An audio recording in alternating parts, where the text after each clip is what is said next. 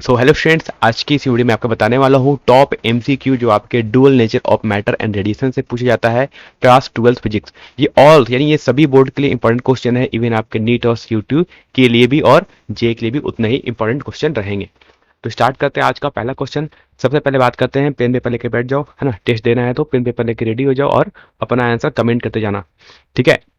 पहला क्वेश्चन कह रहा है, the strength of photo electric current is directly proportional to, यानी विद्युत प्रकाश धारा की सामर्थ्य किसके अनुपाती होती है, मतलब किसके सीधा समानुपाती होती है, मतलब किसके डायरेक्टली प्रोपोर्शनल होता है, ये किसके डायरेक्टली डिपेंड करता है। कौन हमारी strength of photo electric current वो किस पे डायरेक्टली डिपेंड करती है, यानी प्रकाश विद्युत धारा की सामर्थ्य सीधे किसके समानुपाती होती है। पहले फर्स्ट ऑप्शन है हमारे पास, देखो, frequency of incident radiation. Second option है intensity of incident radiation. Third option हमारे पास वो है एंगल ऑफ इंसिडेंस रेडिएशन। और फोर्थ ऑप्शन है हमारे पास कि distance between anode and cathode. तो कह रहा है कि जो फोटो इलेक्ट्रिक करंट जो जनरेट होता है फोटो इलेक्ट्रिक इफेक्ट में, ये किस चीज पर डिपेंड करेगा। कह रहा है कि ये जो किरण आ रही है, जो रे आ रही है, क्या उसकी फ्रिक्वेंसी पे डिपेंड करती है, आवृत्ति पे डिपेंड करती है, क्या जो लाइट आ रही है उसकी इंटेंसिटी पे डिपेंड करेगी कि उसकी तीव्रता कितनी है। तो करेक्ट ऑप्शन क्या होगा, जल्दी से बताओ कमेंट करके, मैं बताता हूँ तब तक। कि अगर कोई भी हमारे पास, अगर सपोज मान लो अगर ये कोई मेटल सरफेस है और कोई लाइट आ रही है ना, तो इंटेंसिटी का क्या मतलब होता है, इंटेंसिटी का मतलब होता है नंबर ऑफ फोटॉन्स, है ना, पर सेकेंड। तो तीव्रता, इसको बोलते हैं तीव्रता, बोलते हैं हम इंटेंसिटी। इसका मतलब क्या होता है, इसका सिंपल सी मतलब होता है ना, कि नंबर ऑफ फोटॉन्स, है ना, फोटॉन्स पर सेकेंड कितने गिर रहे हैं, इसी को बोलते हैं इंटेंसिटी। सिंपल समझ लेना अभी, है ना, number of photons per second. और जितने ज्यादा फोटॉन्स गिरेंगे उतनी ज्यादा क्या होगी, उतने ज्यादा करंट भी उतनी ज्यादा, यानी ये डायरेक्टली प्रोपोर्शनल किसके होता है, फोटो इलेक्ट्रिक करंट के भी इक्वल होता है। यानी जितनी ज्यादा फोटॉन्स आएगी उतने ज्यादा इलेक्ट्रॉन्स निकलेंगे। तो दैट मीन्स कि हमसे पूछा है कि फोटो इलेक्ट्रिक करंट किस पे डिपेंड करेगा, तो डिपेंड करेगा किस पे, इंटेंसिटी पे, यानी इंटेंसिटी ऑफ इंसिडेंट रेडिएशन, यानी जो इंसिडेंट रेडिएशन जो आ रही है इसकी इंटेंसिटी कितनी है, इसकी तीव्रता कितनी है। तो करेक्ट ऑप्शन होगा यहाँ से, ऑप्शन नंबर हो जाएगा आपका 2 हो जाएगा यहाँ से करेक्ट। बात करते हैं क्वेश्चन नंबर 2 की। कह रहा है, when light is incident on surface photoelectrons are emitted. मैंने कहा कि अगर किसी सरफेस पे अगर फोटॉन्स इंसिडेंट होते हैं, नहीं अगर कोई लाइट इंसिडेंट होती है, तो यहाँ से फोटो इलेक्ट्रॉन्स निकलना स्टार्ट करते हैं ना, इस सरफेस से क्या निकलेंगे, आपके इलेक्ट्रॉन्स निकलना स्टार्ट होंगे। ठीक है, इस टाइप से इलेक्ट्रॉन निकलते हैं अगर कोई लाइट इंसिडेंट होती है तब। अब ऑप्शन में क्या पूछा हमसे, कह रहा है कि the value of kinetic energy for same, यानी यहाँ जो इलेक्ट्रॉन्स निकल रहे हैं, है ना, ये जो इलेक्ट्रॉन्स निकल रहे हैं इनकी काइनेटिक एनर्जी, सारे इलेक्ट्रॉन की काइनेटिक एनर्जी सेम होती है। सेकंड ऑप्शन कह रहा है कि maximum kinetic energy do not depend upon the wavelength of incident light, यानी ये जो लाइट आ रही है क्या इसकी वेवलेंथ पे डिपेंड नहीं करता है ये काइनेटिक एनर्जी, है ना। फोर्थ थर्ड ऑप्शन कह रहा है कि the value of kinetic energy is equal और less than the maximum kinetic energy, यानी यहाँ जो इलेक्ट्रॉन्स निकल रहे हैं इनकी जो काइनेटिक एनर्जी है वो सेम नहीं है ना, एक मैक्सिमम वैल्यू होगी उससे के इक्वल या इससे कम ही होगी सारे इलेक्ट्रॉन्स की काइनेटिक एनर्जी, है ना। और फोर्थ ऑप्शन कह रहा है नन ऑफ द एबव, मतलब इनमें से कोई भी नहीं। ठीक है, तो बात कैसा कह रहा है कि अगर लाइट इंसिडेंट होती है तो इलेक्ट्रॉन्स निकलते हैं, इलेक्ट्रॉन्स निकलते हैं तो उनकी कुछ काइनेटिक एनर्जी होगी। अब कह रहा है कि जो काइनेटिक एनर्जी होती है क्या सबकी काइनेटिक एनर्जी इक्वल होती है, या इन सबकी जो काइनेटिक एनर्जी होगी इलेक्ट्रॉन्स की उनकी एक मैक्सिमम वैल्यू से के इक्वल होगी या उससे कम होगी, ये ऑप्शन होगा। तो बताओ करेक्ट ऑप्शन क्या है। हमने क्या पढ़ा है कि जो भी इलेक्ट्रॉन्स निकलते हैं उनकी काइनेटिक एनर्जी होती है वो एक फिक्स वैल्यू के हमेशा कम होती है, यानी एक मैक्सिमम काइनेटिक एनर्जी की लिमिट होगा उससे हमेशा कम होगी, यानी इस काइनेटिक एनर्जी जो मैक्सिमम होगी उससे हमेशा कम होगी ये काइनेटिक एनर्जी, है ना। जितनी जो इलेक्ट्रॉन्स निकल रहे हैं इनकी काइनेटिक एनर्जी हमेशा इसके इक्वल या इससे कम होती है। तो यहां से करेक्ट ऑप्शन क्या होगा कि the value of kinetic energy equal और less than the maximum kinetic energy, यानी जो इलेक्ट्रॉन निकल रहे हैं, जो फोटो इलेक्ट्रॉन निकल रहे हैं उनकी जो काइनेटिक एनर्जी है वो या तो मैक्सिमम काइनेटिक एनर्जी के इक्वल होगी या उससे कम होगी। इससे करेक्ट ऑप्शन होगा हमारा 3। ठीक है, वेवलेंथ पे डिपेंड करता है, वेवलेंथ पे डिपेंड करता है ना, जितनी ज्यादा वेवलेंथ हो, जितनी कम वेवलेंथ होगी काइनेटिक एनर्जी उतनी ज्यादा होगी। ठीक है, याद रखना वेवलेंथ जितनी कम होगी इंसिडेंट लाइट की काइनेटिक एनर्जी उतनी ज्यादा होगी इलेक्ट्रॉन्स की। चलो देखते हैं क्वेश्चन नंबर 3। कह रहा है when light falls on a photosensitive surface electrons are emitted from the surface, है ना। अगर कोई सरफेस है इस पे अगर कोई लाइट इंसिडेंट हो रही है तो यहाँ से, है ना, मैंने कहा अगर फोटो फेरेटिक सरफेस से अगर लाइट इंसिडेंट होती है तो यहाँ से इलेक्ट्रॉन्स भी निकलना स्टार्ट करते हैं, ऐसे इलेक्ट्रॉन्स यहाँ से निकलेंगे। ठीक है, लिखा the kinetic energy of these electron does not depend on, इनकी काइनेटिक एनर्जी किस पे डिपेंड नहीं करती है ना, कह रहा है काइनेटिक एनर्जी किस पे डिपेंड नहीं करती है। तो इनकी जो काइनेटिक एनर्जी देखो किस किस पे डिपेंड करती है, एक तो डायरेक्टली ये डिपेंड करता है फ्रीक्वेंसी ऑफ इंसिडेंट लाइट, है ना, फ्रीक्वेंसी ऑफ इंसिडेंट लाइट, यानी यहां से जो लाइट आ रही है इसकी फ्रीक्वेंसी कितनी है इस पे डिपेंड करता है ना, इस पे डिपेंड करता है। जितनी ज्यादा फ्रीक्वेंसी होगी उतनी ज्यादा काइनेटिक एनर्जी होगी इलेक्ट्रॉन्स की। ये इनवर्सली प्रोपोर्शनल होता है वेवलेंथ ऑफ लाइट, यानी लाइट की वेवलेंथ जितनी कम होगी, है ना, काइनेटिक एनर्जी उतनी ज्यादा होगी, क्योंकि ये इनवर्सली डिपेंड करता है। तो वेवलेंथ ऑफ लाइट यानी वेवलेंथ पे भी कहीं ना कहीं वो डिपेंड करता है ना, इस पे भी डिपेंड करेगा। ठीक, कह रहा है type of material use for the surface, कह रहा है ये जो काइनेटिक एनर्जी है ये डिपेंड करती है type of material of surface. हाँ, इस पे डिपेंड करती है, क्यों, क्योंकि ये काइनेटिक एनर्जी डिपेंड करती है type of material use for surface. इसे ही हम एक टर्म से डिफाइन करते हैं, इसको बोलते हैं वर्क फंक्शन, ना, जो कि डिफरेंट डिफरेंट मटेरियल के लिए अलग अलग होती है। तो वर्क फंक्शन पे भी डिपेंड करेगी, अगर वर्क फंक्शन बहुत ज्यादा होगा तो काइनेटिक एनर्जी कम हो जाएगी। ठीक, इंटेंसिटी ऑफ लाइट, क्या इंटेंसिटी ऑफ लाइट पे डिपेंड करती है? नहीं, इंटेंसिटी ऑफ लाइट पे डिपेंड नहीं करती। हमसे पूछा था किस पे निर्भर नहीं करती है, तो प्रकाश की तीव्रता पर निर्भर नहीं करती है ना। किस, यानी तो बताओ ये इंटेंसिटी किस पे डिपेंड करेगी? तो जो फोटो करंट होंगे, यानी जो करंट होगी वो डिपेंड करती है ना। फोटो करंट डायरेक्टली डिपेंड करता है इंटेंसिटी पे, मतलब तीव्रता पर डिपेंड करेगा, है ना। मैंने फिर से कहा, नहीं देखा है तो मेरा जाकर ये dual nature of matter edition देख लेना, वहां पर मैंने एक एक पॉइंट को, ये लॉ है, कुछ फोटो इलेक्ट्रिक लॉ है, ये सारे क्वेश्चंस फोटो इलेक्ट्रिक लॉ पर ही बेस्ड है। ठीक है, तो कहा था किस पर निर्भर नहीं करती है, तो प्रकाश की तीव्रता पर कभी डिपेंड नहीं करती है काइनेटिक एनर्जी। ठीक है, बात समझ आ गई। आते क्वेश्चन नंबर 4 में, लिख रहा है कि the work function of a substance is 4 electron volt, है ना। वर्क फंक्शन कह रहा है कि किसी इलेक्ट्रॉन्स लाइट को इंसिडेंट होगी और इलेक्ट्रॉन्स सरफेस तक पहुंच जाए, इसके लिए उसके लिए कितना एनर्जी चाहिए? कम से कम 4 इलेक्ट्रॉन वोल्ट चाहिए, जिसको हम वर्क फंक्शन ही बोलते हैं, 5 नोट करते हैं, है ना। ये वर्क फंक्शन है, कम से कम इतनी एनर्जी मिलेगी, इस लाइट की एनर्जी कम से कम 4 इलेक्ट्रॉन वोल्ट होगी, तभी इलेक्ट्रॉन सरफेस तक आ पाएंगे, उसके बाद ही सरफेस से उनका एमिशन पॉसिबल है। तो क्या बताओ लॉन्गेस्ट वेवलेंथ कितनी होनी चाहिए, यानी ये जो लाइट आ रही है जिसके पास एनर्जी 4 इलेक्ट्रॉन वोल्ट है, इसकी एनर्जी कितनी होनी चाहिए, हमसे पूछा वो एनर्जी कितनी होनी चाहिए, है ना। ये एनर्जी हमें गिवन है, तो कह रहा है इसकी वेवलेंथ कितनी होनी चाहिए ना, लैम्डा कितनी होनी चाहिए, तो इसका तरंग दैर्ध्य जिसको बोलते हैं वेवलेंथ, अप्रोक्सीमेटली ये कितनी होनी चाहिए, मैक्सिमम कितना हो सकता है, इससे ज्यादा होगा तो नहीं चल पाएगा। ठीक है, तो हमसे पूछा जा रहा है वो वेवलेंथ कितनी होगी। चलो एक बताते हैं फॉर्मूला, अगर आपने पढ़ा है तो अच्छी बात, नहीं पढ़ा है तो याद रखना। एनर्जी जो होती है इसके फॉर्मूला होता है 1240 डिवाइड बाई लैम्डा, है ना।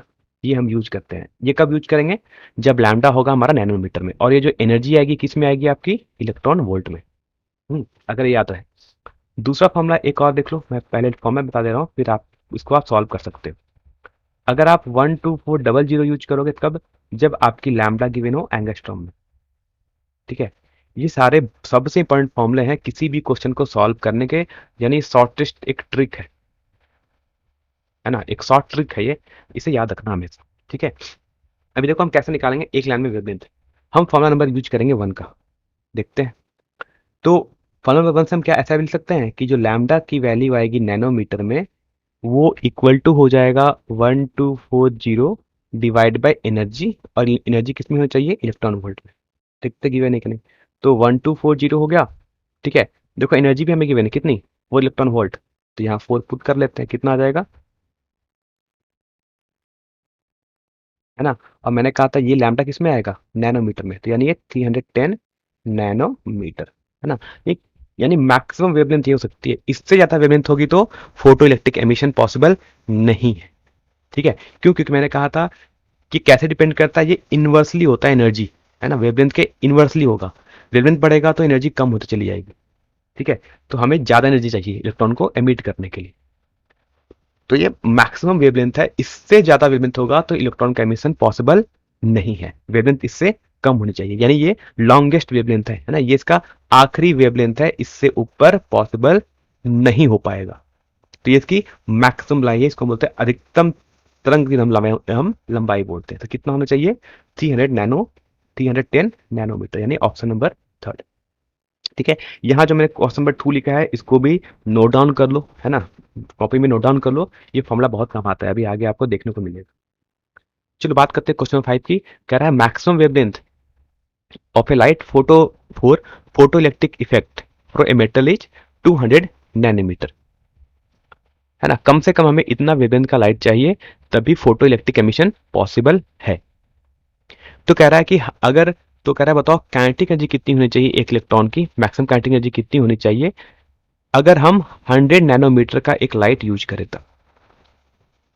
ठीक है, अब देखो नैनोमीटर में दिया है, हमसे एनर्जी पूछा है, और अभी मैंने फॉर्मूला बताया था कि कैसे इलेक्ट्रॉन वोल्ट और लैम्डा में रिलेशनशिप होता है। तो पहले क्वेश्चन समझते हैं, है ना, बाकी जिनको आता है वो कमेंट में क्वेश्चन 5 का करेक्ट ऑप्शन लिख के जल्दी से मुझे सेंड करो, बाकी लोग सुनते जाना क्या करते हैं।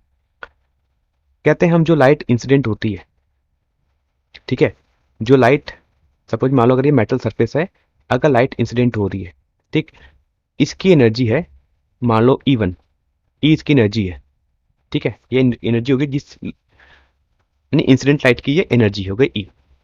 ठीक, इस एनर्जी का दो पार्ट होगा, है ना, एक पार्ट तो कहाँ यूटिलाइज हो जाएगा, इलेक्ट्रॉन को सरफेस तक लाने में, जिसको हम वर्क फंक्शन बोलेंगे, और उसके बाद भी कुछ पार्ट, इस एनर्जी का कुछ पार्ट बच गया तो उस पार्ट से इलेक्ट्रॉन बाहर आ जाएगा अपनी काइनेटिक एनर्जी से। यानी इस ई का जो फॉर्मूला होगा वो हो जाएगा work function plus kinetic energy, है ना, और ये मैंने कहा ये बहुत इंपॉर्टेंट फॉर्मूला है। ठीक, कह रहा है जो लाइट इंसिडेंट हो रही है इसकी एनर्जी कितनी है, तो हम पहले ई निकाल लेते हैं, ई की वैल्यू कितनी है, बाकी फिक्स वैल्यू में हम पुट कर लेंगे। ठीक है, पहले हम ई निकाल लेते, कैसे निकालेंगे, तो मैंने कहा था ई का फॉर्मूला क्या होता है, 1240 divide by lambda in nanometre. ठीक है, कितने लाइट की इंसिडेंट हो रही है, उसकी वेवलेंथ कितनी है, तो जो लाइट इंसिडेंट हो रही है उसकी वेवलेंथ है 100 नैनोमीटर।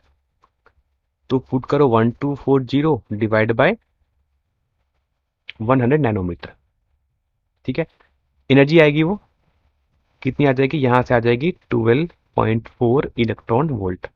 ये एनर्जी इंसिडेंट हो गई, ई की वैल्यू आ गई। अब हम निकालते हैं इस फाई की वैल्यू कितनी होनी चाहिए, यानी वर्क फंक्शन की वैल्यू कितनी होनी चाहिए।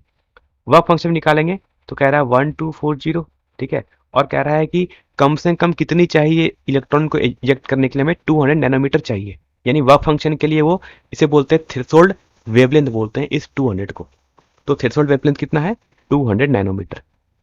ठीक है, तो ये भी हमारे किस में है, नैनोमीटर में सेम फॉर्मूला यूज कर रहे हैं, तो यहां से कैंसिल आउट करते हैं 10 टाइम्स में, और ये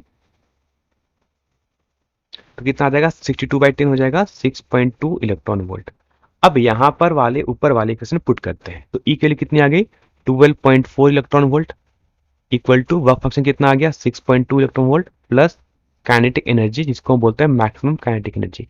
तो यहां से आपकी काइनेटिक एनर्जी मैक्सिमम कितनी आ जाएगी, तो इक्वल टू हो जाएगा 12.4 माइनस 6.2, कितना आ गया यहाँ से आपका 6.2 इलेक्ट्रॉन वोल्ट।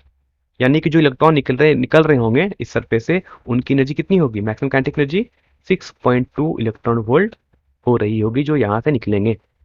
तो करेक्ट ऑप्शन कौन सा हो जाएगा हमारा, ऑप्शन नंबर हो जाएगा यहाँ से 2। ठीक है, तो क्या करना है, पहले आपको जो लाइट इंसिडेंट हो रही है उसकी एनर्जी निकाल लो, वर्क फंक्शन कितना वो निकाल लो, है ना, तो इंसिडेंट एनर्जी इक्वल टू हो जाएगा आपका, है ना, इंसिडेंट एनर्जी ई का फॉर्मूला हो जाएगा work function plus maximum kinetic energy. ठीक है, क्वेश्चन 6 है हमारा, the stopping potential as a function of frequency of incident radiation is plotted for two different surfaces A and B, the graph shows the work function of A each, है ना, कह रहा मेरे पास यहाँ पर है, मुझे एक ग्राफ दिया हो गया, किसके पीछे ग्राफ दिया हो गया, हमें एक दिया स्टॉपिंग पोटेंशियल वीएस के वर्सेस, और एक हमें दिया है फ्रीक्वेंसी के वर्सेस, वी हमारा हो गया फ्रीक्वेंसी। ठीक है, कौन किसके लिए गया है, टू डिफरेंट सर्फेस, एक सर्फेस ए है, एक सर्फेस हमारे पास बी है ना, दैट मीन्स कि ये दो अलग अलग सर्फेस है, या समझ लो कि ये दो अलग अलग मेटल है। तो कह रहा है कि इस मेटल में, तो कह रहा है कि बताओ दो वर्क फंक्शन जो ऑफ ए होगा वो क्या होना चाहिए, है ना, कह रहा है कि ग्रेटर देन बी, यानी इसका जो वर्क फंक्शन है वो बी से ज्यादा होना चाहिए। कह रहा है कि बी का कह रहा है कि इसका जो ए का जो वर्क फंक्शन है वो बी से छोटा होना चाहिए। सी ऑप्शन कह रहा है कि जो ए का वर्क फंक्शन है वो बी के सेम होना चाहिए। और कह रहा है कि no comparison can be done from given graph, क्या इस ग्राफ से हम दोनों में कोई कंपेरिजन नहीं कर सकते हैं। तो सिंपल से याद रखना कि मैंने कहा था कि जो एनर्जी होती है यानी जो वर्क फंक्शन होता है ना, वो किस पे डिपेंड करता है। तो वर्क फंक्शन जो हमारा डिपेंड करता है वो डायरेक्टली डिपेंड करता है फ्रीक्वेंसी पे, है ना। इसको हम एच न्यू नॉट लिखते हैं, यानी जिसकी फ्रीक्वेंसी ज्यादा होगी उसका वर्क फंक्शन ज्यादा होगा। सिंपल सी बात ये समझ लो, है ना। तो कह रहा है कि यहाँ पर जो वर्क फंक्शन है ना, और इसी को हम बाद में इक्वेट कर लेते हैं, है ना। हमें गिवन है stopping potential.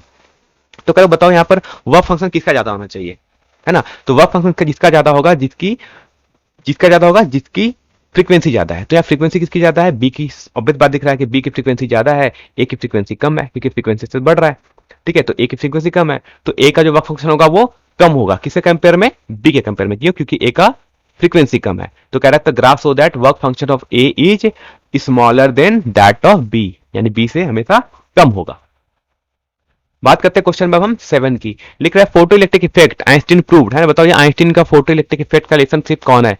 E equal to H nu, यानी E equal to H into frequency के इक्वल होता है ना। कहीं या फिर kinetic energy equal to half M V square होता है, या फिर E equal to M C square होता है, या फिर E equal to minus R H C square by N square होता है। कह रहा कि फोटो इलेक्ट्रिक इमेशन से आइंस्टीन ने क्या प्रूव किया था।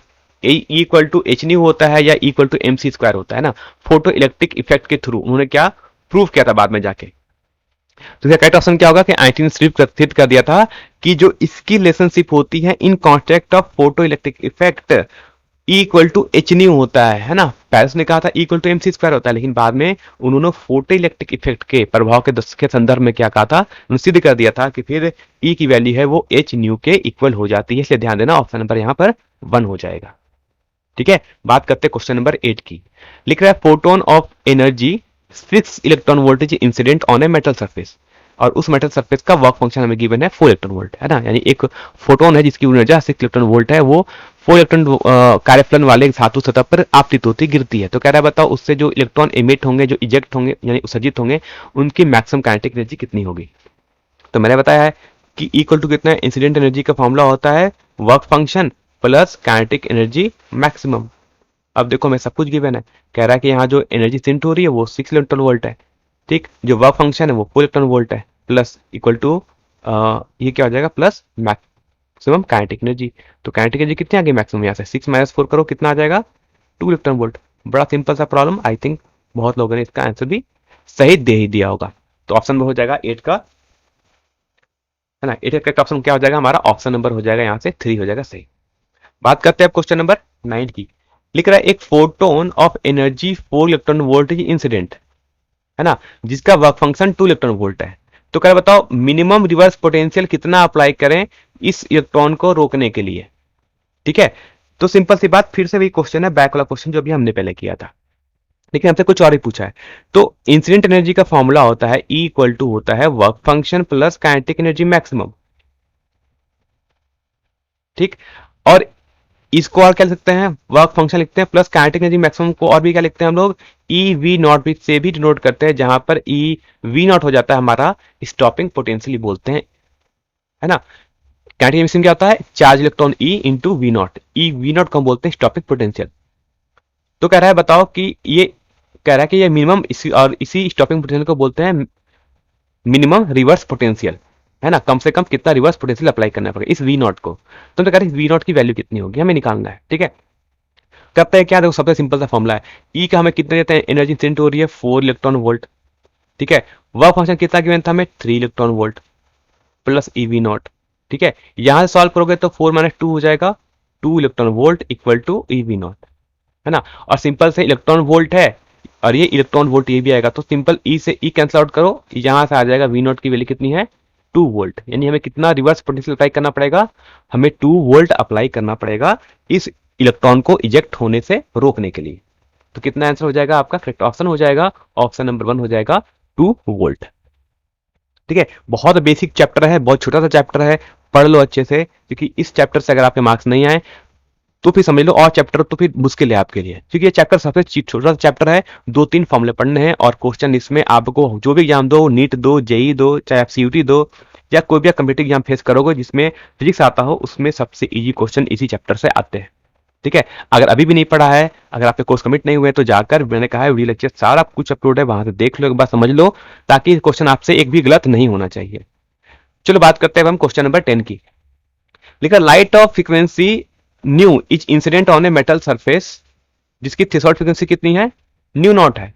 तो क्या बताओ the work function of the metal कितनी होनी चाहिए, है ना। इसका एक और फॉर्मूला मैंने बताया था कि एनर्जी जो इंसिडेंट होती है ई, इसका फॉर्मूला क्या होता है, work function plus maximum kinetic energy का फॉर्मूला होता है ना। आइंस्टीन का भी कुछ देर पहले मैंने कहा क्या कहा था कि आइंस्टीन ने क्या प्रूव कर दिया था कि जो एनर्जी होती है वो एच न्यू के इक्वल हो जाती है ना। जो लाइट इंसिडेंट होगी उसकी एनर्जी एच न्यू के इक्वल होती है। तो एच न्यू उसने कहा है, न्यू क्या है, इंसिडेंट फ्रीक्वेंसी है। अच्छा, वर्क फंक्शन लिख सकते हो H new not plus kinetic energy maximum. तो हमसे पूछा क्या है, हमसे कहा उसने बताओ वर्क फंक्शन कितना होना चाहिए। तो अगर यहां से ध्यान से देखो तो वर्क फंक्शन की वैल्यू कितनी होगी, यही तो वर्क फंक्शन है हमारा। इसके लिए कितनी है, एच न्यू नॉट, यही तो है हमारा वर्क फंक्शन, है ना। बाकी इसको और कुछ किसी चीज से कोई लेना देना नहीं है। तो यहां से पूछा था वर्क फंक्शन कितनी होनी चाहिए, तो वर्क फंक्शन इक्वल टू होगा एच न्यू नॉट। ठीक है, इसलिए यहां से करेक्ट आंसर हो जाएगा हमारा ऑप्शन नंबर हो जाएगा 2। ठीक, अगर आपसे पूछा था बताओ काइनेटिक एनर्जी मैक्सिमम कितनी होगी, तब क्या करते हैं, काइनेटिक एनर्जी मैक्सिमम हम यहां से निकालते हैं, है ना। और क्या लिखते हैं, H new minus H new not, और फॉर्मूला होता है H into new minus new not, है ना। ये किसका आंसर आता, काइनेटिक एनर्जी मैक्सिमम का। तो अगर आपसे काइनेटिक एनर्जी मैक्सिमम पूछा जाए तो आप ये लिखोगे आंसर। ठीक है, हमसे पूछा था सिर्फ वर्क फंक्शन पूछा था, तो वर्क फंक्शन कितना हो जाएगा, वर्क फंक्शन का हमसे पूछा है तो वर्क फंक्शन का आंसर हो जाएगा एच न्यू नॉट। ठीक है, बात समझ आ गई। बात करते हैं क्वेश्चन पर हम 11 की। लिख रहा है E and P are energy and momentum of a photon respectively, then on reducing the wavelength of photon. ना कह रहा है कि एक फोटोन है, एक उसकी एनर्जी को ई से डिनोट कर रहे हैं, उसके मोमेंटम, है ना, यानी उसके संवेग को हम पी से डिनोट कर रहे हैं। तो कह रहा है कि अगर वेवलेंथ को कम करेंगे तो क्या होगा, उसकी मोमेंटम भी कम होगी, एनर्जी भी कम होगी, या दोनों बढ़ जाएगी, या मोमेंटम कम होगा, मोमेंटम बढ़ेगा तो एनर्जी कम होगी, या फोर्थ ऑप्शन कह रहा है कि मोमेंटम तो घटेगा लेकिन ई मतलब एनर्जी बढ़ जाएगी। कह रहा है कौन सा ऑप्शन इसमें से है जो कि यहाँ पर करेक्ट है। तो सबसे पहले फॉर्मूला पता होना चाहिए क्या क्या होता है। तो फोटोन की जो एनर्जी का फॉर्मूला होता है वो इक्वल टू होता है एच सी बाई लैम्डा, है ना, जिसको हम एच न्यू से डिनोट करते हैं। न्यू का फॉर्मूला होता है एच सी अपॉन लैम्डा। ठीक, तो दैट मीन्स कि यहाँ से हमें समझ आ रहा है कि E is inversely proportional to lambda है ना, E inversely proportional to lambda है। ठीक, यानी अगर लैम्डा अगर कह रहा है कि अगर वेवलेंथ कम होगा तो एनर्जी बढ़नी चाहिए, ये तो यहां से हमें नजर आ रहा है कि वेवलेंथ बढ़ना चाहिए। ठीक, यानी अगर वेवलेंथ अगर घटेगा तो एनर्जी बढ़नी चाहिए। ठीक, एनर्जी बढ़ेगी। बात करते हैं मोमेंटम का फॉर्मूला क्या होता है। पी इक्वल टू होता है एच बाई लैम्डा, है ना, ये होता है मोमेंटम का फॉर्मूला। तो यहां से भी देखोगे कि जो मोमेंटम है वो इनवर्सली प्रोपोर्शनल किसके है, लैम्डा के है। और हमसे क्वेश्चन में क्या क्या आ गया था कि अगर दोनों में हमने वेवलेंथ को कम कर रहे हैं ना, डिक्रीज कर रहे हैं ना, एरो डाउन का मतलब होता है कम करना, डाउन जा रहे हैं, तो वेवलेंथ को अगर कम करोगे तो एनर्जी क्या होगी, एनर्जी बढ़ जाएगी और मोमेंटम भी बढ़ जाएगा। तो करेक्ट ऑप्शन कौन सा होगा, यहाँ से ऑप्शन नंबर 2 हो जाएगा, दोनों का मान बढ़ जाएगा। क्यों, क्योंकि हम तरंग दैर्ध्य मतलब हम वेवलेंथ को कम कर रहे थे इसलिए। बात समझ आ गई। बात करते हैं अगले क्वेश्चन नंबर 12 के नंबर। इस पूरे वीडियो में ओनली 20 क्वेश्चन है, तो शुरू से एंड तक बने रहो। एक से क्वेश्चन है ना, बहुत टफ क्वेश्चन है मैंने दे रहा हूँ, ऐसे क्वेश्चन दे रहा हूँ जो आपके बोर्ड एग्जाम में आते हैं और इवन आपके सीयूटी तक में पूछे जाते हैं और नीट तक में पूछा जाता है। एंड में आपको मैं कुछ क्वेश्चन दिखाऊंगा जो नीट के मैंने क्वेश्चन भी रखे हैं, आप देखोगे वो क्या आप इतनी इजिली सॉल्व कर सकते हैं नीट वाले प्रॉब्लम भी, अगर आपका कंसेप्ट क्लियर है तो। कह रहा है kinetic energy of a moving particle is E, then the de Broglie wavelength कितनी होनी चाहिए, है ना। एक पार्टिकल है जिसकी जो मूव कर रहा है उसकी काइनेटिक एनर्जी कितनी है, ई है, काइनेटिक एनर्जी ई है। तो कह रहा है बताओ उसकी डी ब्रोगली वेवलेंथ कितनी होनी चाहिए। देखते डी ब्रोगली साहब ने क्या कहा था कि जो मोमेंटम है वो फॉर्मूला क्या होता था, एच बाई लैम्डा, है ना, मैंने अभी बताया। ठीक, तो यानी लैम्डा को हम कह सकते हैं एच बाई पी, पी हो गया यहाँ पर मोमेंटम। ठीक है, अच्छा काइनेटिक एनर्जी हमें गिवन है वो ई है, तो काइनेटिक एनर्जी ई का फॉर्मूला क्या होता है, हाफ एम वी स्क्वायर। ठीक है, या इसको मैसेज सकते हैं 1/2m, ऊपर भी m से मल्टीप्लाई कर दिया तो ऊपर बन गया एम स्क्वायर वी स्क्वायर। ठीक है, मोमेंटम क्या होता है एम वी, है ना, हमें पता है p इक्वल टू क्या होता है, मास इंटू वेलोसिटी को बोलते हैं मोमेंटम। तो ऊपर एम स्क्वायर वी स्क्वायर का, तो उससे लिख सकते हैं पी स्क्वायर बाई 2m। ठीक है, यानी ये किसके इक्वल है, पी स्क्वायर 2m के। तो यहां से पी सर्कल कितनी हो जाएगी 2m e। तो यहां से पी की फॉर्मूला क्या हो जाएगा √2m e। बाकी ये फॉर्मूला है, मैंने फॉर्मूला को पूरा प्रूफ कर दिया कैसे। तो फॉर्मूला क्या हो जाएगा एच, और पी का फॉर्मूला क्या इतना आ गया 2m e। ये क्या आ गया हमारा वेवलेंथ का फॉर्मूला, और हमसे पूछा भी तो यही गया था कि बताओ डी ब्रोगली वेवलेंथ की कितनी वैल्यू होगी अगर उसकी काइनेटिक एनर्जी ई है। तो कितना हो जाएगा ऑप्शन नंबर यहाँ से थर्ड। ठीक है, तो जिनको समझ आया बाकी आप, है ना, चैट मैंने कहा है कमेंट करते रहना है ना, एंड तक बने रहोगे, कुछ भी कमेंट करो, जो समझ आ रहा है करो, नहीं समझ आ रहा है तो आंसर को देखो समझो। ठीक है, बात करते हैं क्वेश्चन नंबर 13 की। कह रहा है लेकिन एक इलेक्ट्रॉन है जिसकी एनर्जी कितनी है 100 इलेक्ट्रॉन वोल्ट है, what will be it's wavelength, तो उसकी वेवलेंथ कितनी होनी चाहिए। ठीक है, चलो जिनको फॉर्मूला याद आता है फॉर्मूला से करो, नहीं आता है तो बाकी शॉर्ट मेथड भी है उससे भी हम कर सकते हैं, आपको दो मेथड बताते हैं करना क्या है। तो कितना एनर्जी उसके पास है 100 इलेक्ट्रॉन वोल्ट है। तो हमसे पूछा है वेवलेंथ। ठीक, तो अभी मैंने एक फॉर्मूला बताया था कि लैम्डा का फॉर्मूला क्या आया था अभी H/√2m e, है ना, काइनेटिक एनर्जी ई थी। ठीक, काइनेटिक एनर्जी यहाँ पे इलेक्ट्रॉन एनर्जी कितनी 100 इलेक्ट्रॉन वोल्ट। तो चाहो तो आप ऐसे रख लो, है ना, आप प्लैंक कांस्टेंट की वैल्यू पता है वो पुट कर लो, √2 into mass of electron put कर लो, इलेक्ट्रॉन का मास अगर आपको याद है तो वो पुट कर लो। ठीक है, एनर्जी कितनी गिवन है 100 इलेक्ट्रॉन वोल्ट, तो 100, ठीक है, इलेक्ट्रॉन वोल्ट को वोल्ट में कन्वर्ट करना है तो 1.6 इंटू 10⁻⁻⁹ से मल्टीप्लाई कर लो। तो प्लैंक कांस्टेंट की वैल्यू पुट कर लो, 2 पुट कर लो, मास इलेक्ट्रॉन पुट कर लो, कर लोगे तो भी आंसर आ जाएगा, है ना। सॉल्व कर देखना 1.2 एंगस्ट्रॉम आ जाएगा। एक मेथड ये भी है। मेरा मेथड क्या है, फॉर्मूला याद रखना डायरेक्टली, है ना, कि अगर एक इलेक्ट्रॉन की वेवलेंथ कितनी होगी, है ना, एक इलेक्ट्रॉन की वेवलेंथ कितनी होगी, तो इसका डायरेक्टली फॉर्मूला याद रखोगे 12.27 डिवाइड बाय √/v, है ना, जो पोटेंशियल यानी जो हम एनर्जी दे रहे हैं, है ना, पोटेंशियल अप्लाई करते हैं, इससे भी हम निकाल सकते हैं। यहां से जो हमारी वैल्यू आएगी, है ना, वो कितनी आ जाएगी, तो ये जो वैल्यू आएगी हमारी आंसर आ जाएगी नैनोमीटर में। ठीक है, हम ऐसे भी कर सकते हैं। ठीक है, चलो, तो अब देखते हैं इस v को हम निकालेंगे कैसे, है ना। तो v निकालने का फॉर्मूला क्या होता है कि अगर उसकी एनर्जी काइनेटिक एनर्जी वो हमें गिवन है 100 इलेक्ट्रॉन वोल्ट, तो हमें निकालना है v, तो वोल्टेज है, तो वोल्टेज का फॉर्मूला क्या था, काइनेटिक एनर्जी को मैंने नोट किया था स्टॉपिंग पोटेंशियल से ईवी से, इक्वल टू हो जाएगा 100 EV। ठीक है, तो यहां से v कितना आ जाएगा, पोटेंशियल आ जाएगा 100 वोल्ट। तो यहां पुट करो सिंपल 12.27 डिवाइड बाय √/100। ठीक है, नैनोमीटर में कितना हो जाएगा, सॉरी ये नैनोमीटर नहीं आएगा, इसको करेक्ट कर लेना थोड़ा सा, ये आ जाएगा आपका एंगस्ट, चलो ठीक है, तो ये आ जाएगा आपका एंगस्ट्रॉम में आ जाएगा। ठीक है, इस चीज को करेक्ट करना, ये एंगस्ट्रॉम में आती है वैल्यू। ठीक है, तो ये कितना हो जाएगा, ये पुट करोगे तो हो जाएगा 12.27 डिवाइड बाई √/100 हो जाता है 10, तो आ जाएगा इतना एंगस्ट्रॉम। और सब करो, अगर यहाँ पर नीचे से डेसिमल हटाओगे तो ये आ जाएगा 1.227 एंगस्ट्रॉम। और हमारा आंसर कितना गिवन है ओनली 1.2, तो डेसिमल के बाद ओनली 1 डिजिट तक चलना है, तो आ जाएगा 1.2 एंगस्ट्रॉम। ये हो जाएगी इलेक्ट्रॉन की वेवलेंथ। ठीक है, तो 1 पॉइंट कितना आ गया 1.2 इलेक्ट्रॉन एंगस्ट्रॉम आ गया हमारा डायरेक्टली यहाँ से भी आंसर। तो करेक्ट ऑप्शन क्या हो जाएगा ऑप्शन नंबर 1। तो यहाँ से क्या आपको याद रखना है, आपको ये फॉर्मूला याद रखना है इलेक्ट्रॉन के लिए डायरेक्टली, कभी कभी ये फॉर्मूला ही पूछ लिया जाता है ना, और ये फॉर्मूला आया भी यहीं से, है ना। यही फॉर्मूला को सॉल्व करोगे, एच की वैल्यू पुट कर लो, एम की वैल्यू पुट कर लो, ई की वैल्यू पुट कर लो, है ना, ये सारी वैल्यू पुट कर लोगे तो भी यहाँ पर हम आ सकते हैं, ऐसे यहाँ सॉल्व कर सकते हैं। ठीक है, बात करते हैं क्वेश्चन नंबर 14 की। लिख रहा है ratio of wavelength of deuteron and proton accelerated through same potential difference will be. कह रहा है अगर दो एक ड्यूट्रॉन एक प्रोटॉन दोनों को हमने सेम पोटेंशियल अप्लाई किया है, तो कह रहा है बताओ दोनों के, तो कह रहा है उनके वेवलेंथ का रेशियो कितना होगा। तो पहले बात होना चाहिए कि आखिर ये ड्यूट्रॉन और ये प्रोटॉन है क्या क्या। तो एक ड्यूट्रॉन बोलते हैं, तो एक ड्यूट्रॉन का जो मास होता है ना, डी लिख रहे हैं ना ड्यूट्रॉन, इसका मास होता है वो 2 times of mass of proton होता है। ठीक, जो चार्ज होता है ना, जो चार्ज होता है एक ड्यूट्रॉन पर, वो चार्ज इक्वल टू होता है प्रोटॉन के चार्ज के इक्वल होता है, दोनों की वैल्यू सेम होती है, मतलब दोनों पे चार्ज सेम रहेगा, में कोई चार्ज में डिफरेंस नहीं होता, बस मास डबल होता है ड्यूट्रॉन का।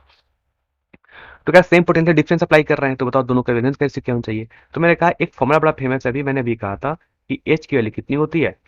एक फॉर्मूला होता है एच अपॉन, मैंने कहा था 2 ई था काइनेटिक एनर्जी। मैंने कहा इस काइनेटिक एनर्जी ई को हम और किसी नोट कर सकते हैं, तो √2m। मैंने काइनेटिक एनर्जी का भी पहले कुछ फॉर्मूला लिखा था कि काइनेटिक एनर्जी जो ई का फॉर्मूला होता है वो ईवी होता है ना। ई होता है चार्ज, यानी इसको क्यूवी से भी आप डिनोट कर सकते हो। ठीक है, तो इसको हम चाहे तो ईवी लिख सकते हैं। ई हो गया मतलब वहां पर चार्ज कितना है ना। तो अब यहाँ पर चार्ज को चाहो तो हम ऐसा भी कर सकते हैं कि दोनों पे चार्ज क्या सेम है, सेम चार्ज है यहाँ पर। ठीक, तो अगर दोनों पे ई सेम हो गया, उसने कहा है कि दोनों का पोटेंशियल सेम है, वी भी सेम है, तो डिफरेंस क्या है यार, मतलब ये लैम्डा किस पे डिपेंड कर रहा है। तो ये लैम्डा सिर्फ डिपेंड कर रहा है इसके √m पे, क्योंकि बाकी एच तो कांस्टेंट है, टू भी कांस्टेंट है, चार्ज दोनों पे इक्वली होता है ना, और पोटेंशियल भी हमने सेम ही कर दिया है। तो किस पे डिपेंड करेगा, सिर्फ ये मास पे डिपेंड कर रहा है। दैट मीन्स कि यहाँ से कह सकते हो कि जो लैम्डा की वैल्यू है वो इनवर्सली प्रोपोर्शनल टू किसके है, √मास के। तो हमसे पूछा किस किसका रेशियो, हमसे पूछा है ड्यूट्रॉन एंड प्रोटॉन का। तो ड्यूट्रॉन बाय प्रोटॉन क्या होगा, इनका इनवर्सली होगा, यानी यहां पर आएगा मास ऑफ ड्यूट्रॉन, ऊपर होगा मास ऑफ प्रोटॉन। और अभी मैंने कहा था ऊपर मान लो मास ऑफ प्रोटॉन है, तो मास ऑफ ड्यूट्रॉन कितना होता है, वो होता है 2 times of mass of proton. तो दो कैंसल आउट हो गया, कितना आ गया 1/√2। तो रेशियो कितना आ गया दोनों के वेवलेंथ का रेशियो, तो दोनों के वेवलेंथ का जो रेशियो है वो आ गया 1/2 हो जाएगा, 1/√2 हो जाएगा। तो करेक्ट ऑप्शन क्या होगा यहाँ से, ऑप्शन नंबर हो जाएगा 1। ठीक है, तो यहां से भी आपको एक इंपॉर्टेंट फॉर्मूला मिल गया, इस फॉर्मूला को आप नोट डाउन कर लो अच्छे से, है ना। ये इंपॉर्टेंट फॉर्मूला है, कुछ छोटे फॉर्मूला है जो आपको न्यूमेरिकल सॉल्व करते हुए समझ आएंगे कि इनका यूज कहाँ है ना। नहीं तो आपने फॉर्मूला पढ़ा होगा, लेकिन फॉर्मूला कैसे अप्लाई करते हैं ये आप भूल जाएंगे अगर आपने सही से नहीं पढ़ा है तो। चलो बात करते हैं क्वेश्चन नंबर 15 की। लिख रहा है कि एक प्रोटॉन है और एक अल्फा पार्टिकल है एक्सलेटेड थ्रू सेम वोल्टेज। अब हम क्या कर रहे हैं कि एक प्रोटॉन और एक अल्फा पार्टिकल को त्वरित कर किससे, सेम विभव मतलब सेम पोटेंशियल अप्लाई कर रहे, तो बताओ अब कह रहा है इनका वेवलेंथ का रेशियो क्या होना चाहिए। फिर से वही क्वेश्चन है, बस मैंने पार्टिकल चेंज कर दिया, पहले प्रोटॉन, पहले ड्यूट्रॉन प्रोटॉन था, अब मैंने क्या कर दिया है प्रोटॉन एंड अल्फा पार्टिकल कर दिया है। तो अब चेंज कैसे करेंगे, तो बात करते हैं सबसे पहले पहले हम बात करते हैं प्रोटॉन और अल्फा पार्टिकल में रिलेशनशिप है क्या। तो कहते हैं कि जो मास ऑफ अल्फा पार्टिकल होता है वो 4 times of mass of proton होता है। ठीक, और जो चार्ज होता है, यानी जो चार्ज होगा हमारा एक अल्फा पार्टिकल पर, वो कितना होता है, वो 2 times of charge of proton होता है, डबल होता है चार्ज, अल्फा पार्टिकल पर चार्ज डबल होगा, और अल्फा पार्टिकल का जो मास होगा वो 4 टाइम्स होता है मास ऑफ प्रोटॉन के। तो कह रहा है बताओ डी ब्रोगली वेवलेंथ कितना होगा अगर दोनों पे हम सेम पोटेंशियल अप्लाई कर रहे हैं। तो फिर से वही फॉर्मूला मैंने क्या कहा कि लैम्डा का फॉर्मूला याद रखोगे, H/√2m क्यू इंटू वी कर लेना, है ना, चार्ज पे क्यू इंटू वी कर लेते हैं, है ना, ई को मैंने क्यू वी लिख लिया। अब यहाँ पर क्या क्या चीज चेंज है दोनों में देखो, तो दोनों पे मास भी अलग है और चार्ज भी अलग है, बाकी एच तो फिक्स है, 2 6 है, पोटेंशियल उसने कहा ही है कि सेम वोल्टेज देना है, यानी समान विभव देना है, तो ये भी सेम हो गया। तो यहाँ से क्या डिफरेंस आ जाएगा, यानी लैम्डा जो हो जाएगा वो इनवर्सली प्रोपोर्शनल हो जाएगा किसके, √q in m into q के। तो यहाँ से हमसे क्या पूछा गया है, प्रोटॉन एंड अल्फा पार्टिकल का रेशियो वेवलेंथ का, तो क्या हो जाएगा इनवर्सली है, तो यहाँ कितना हो जाएगा mass of proton into charge of proton. ठीक, जिसको मैं चार्ज को अभी लिख रहा हूं ईपी से, चार्ज ऑन प्रोटॉन। अच्छा अल्फा का क्या हो जाएगा इनवर्सली है, तो इधर हो जाएगा हमारा मास ऑफ अल्फा पार्टिकल ना into charge on alpha particle. अगर इसको मास सॉल्व करें तो क्या लिख सकते हो, मास ऑफ अल्फा पार्टिकल कितना है, वो 4 times of mass of proton है, और चार्ज ऑन अल्फा पार्टिकल कितना है, वो 2 times of charge on proton है, डिवाइड हो जाएगा mass of proton into charge of proton. Solve करते क्या हो जाएगा, मास ऑफ प्रोटॉन ऊपर से कैंसिल आउट, ये भी कैंसिल आउट, कितना बच गया √4 इंटू 2 कितना हो जाएगा √8, है ना, बाई 1। इसे क्या सकते हो, इसे और लिख सकते हैं 2√2/1। तो रेशियो कितना आ गया इनका रेशियो आ गया 2√2/1 का रेशियो हो जाएगा यहाँ पर। ठीक है, तो करेक्ट आंसर क्या होगा, आस्किंग ऑप्शन नंबर हो जाएगा यहाँ पर 2। ठीक है, बात समझ आ रही है, अच्छे से करना, है ना। ये क्वेश्चन है जो आपको मैं बता रहा हूँ, क्वेश्चन आपको इस बार सीयूटी में देखने को मिलता है बहुत बार, बोर्ड के लिए बहुत इंपॉर्टेंट है, और इस बार नीट में देखना ऐसे क्वेश्चन आपको देखने को मिल जाएंगे। ये वाले क्वेश्चन बहुत इंपॉर्टेंट क्वेश्चन है, कभी अल्फा पार्टिकल, कभी प्रोटॉन, कभी कभी इलेक्ट्रॉन, कभी प्रोटॉन, कभी कुछ भी कुछ करते रहते हैं ऐसे ना, इसी फॉर्मूले पे घूमते रहते हैं आगे पीछे। तो बहुत इंपॉर्टेंट फॉर्मूला है ये। बात करते हैं अगला क्वेश्चन। लिखता है which experiment explain the wave nature of electron. कह रहे हैं कि अगर इलेक्ट्रॉन ट्रैवल करता है तो किसी, हम बात करते हैं केमिस्ट्री में पढ़ते हैं कि इलेक्ट्रॉन एक ऑर्बिट में से मूव करता है, तो क्या वो इसी सर्कुलर ऑर्बिट में मूव कर रहा है, लेकिन कैसे मूव कर रहा है? तो वो ऐसे मूव नहीं करता। कैसे मूव करता है? वो अगर सर्कुलर ऑर्बिट में मूव भी कर रहा है तो वो ऐसे मूव करता है इलेक्ट्रॉन, है ना, उसका पाथ कैसा होता है, एक वेव के जैसा घूमता है ना, ये इलेक्ट्रॉन ऐसे घूमता है, ठीक है, इस टाइप से। तो क्या है, इसकी पुष्टि किसने की थी, किसके एक्सपेरिमेंट के द्वारा? तो याद रखना, आपको सिर्फ थियोरेटिकल पढ़ना है, ऐसा कोई मैथमेटिकल एक्सपेंशन नहीं पढ़ना है। तो याद रखेंगे डेविशन एंड जार्मर, है ना, डेविशन जार्मर एक साइंटिस्ट थे, दो साइंटिस्ट थे, इन्होंने इस चीज को एक्सप्लेन किया था। तो याद रखेंगे किसका होता है कि इलेक्ट्रॉन के वेव नेचर को, यानी इलेक्ट्रॉन के तरंग प्रकृति के बारे में किसने व्याख्या की थी? डेविशन और जार्मर के प्रयोग ने। यानी ऑप्शन नंबर हो जाएगा 2।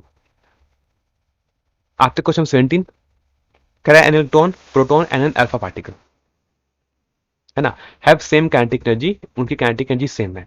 तो क्या the corresponding de Broglie wavelength have following relationship. कह रहा है मेरे पास एक इलेक्ट्रॉन है, एक प्रोटॉन और एक अल्फा कण है कि जिसकी गतिज ऊर्जा समान है, मतलब काइनेटिक एनर्जी सेम है। तो कह रहा है बताओ उनके संगत डी ब्रोगली का क्रम क्या होगा। तो फिर से फॉर्मूला देखो, कितना फॉर्मूला इस पे क्वेश्चन आया हुआ है।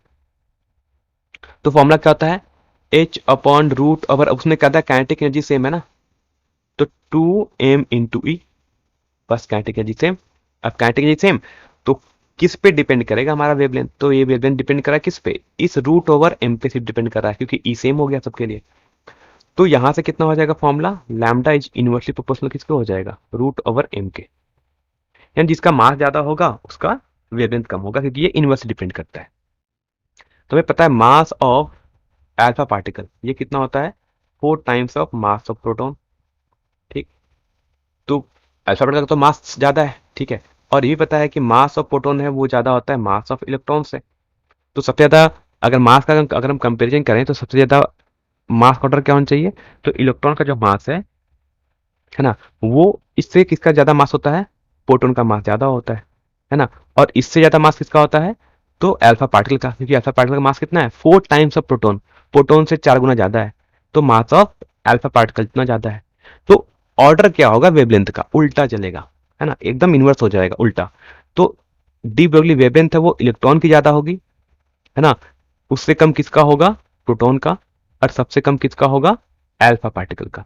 यानी जैसे जैसे मास बढ़ता चला जाएगा तो वेवलेंथ की ऑर्डर भी क्या होगी, कम होती चली जाएगी, यानी वेवलेंथ कम होता चला जाएगा जैसे जैसे मास बढ़ेगा। तो यहां से सबसे देखोगे तो करेक्ट ऑप्शन क्या हो जाएगा, ये ऑर्डर आपको कहां देखने को मिल रहा है, ऑप्शन नंबर 1 में। ठीक है, बात समझ आ गई।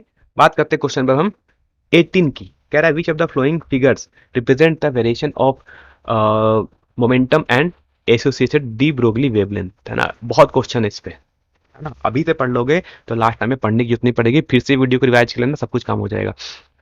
तो ये क्वेश्चन आपके ए आई पीएमटी का क्वेश्चन है ना, पीएमटी यानी मेडिकल में क्वेश्चन ये पूछा गया था। अब देखो कितना इजी क्वेश्चन में पूछ के रखा है, कुछ नहीं करना, आपको फॉर्मूला याद है तो कर सकते हो। तो मैंने बताया था कि मोमेंटम का फॉर्मूला क्या था, पी इक्वल टू था एच अपॉन लैम्डा, ठीक। तो कैसे डिपेंड कर रहा है ये मोमेंटम और लैम्डा, इनवर्सली है ना, कैसे डिपेंड कर रहा है, इनवर्सली पे डिपेंड कर रहा है। तो जब भी दैट मीन्स कि P इंटू लैम्डा, ये क्या होगा, H होगा। H क्या है, एक प्लैंक कांस्टेंट है, इसे बोलते हैं प्लैंक कांस्टेंट,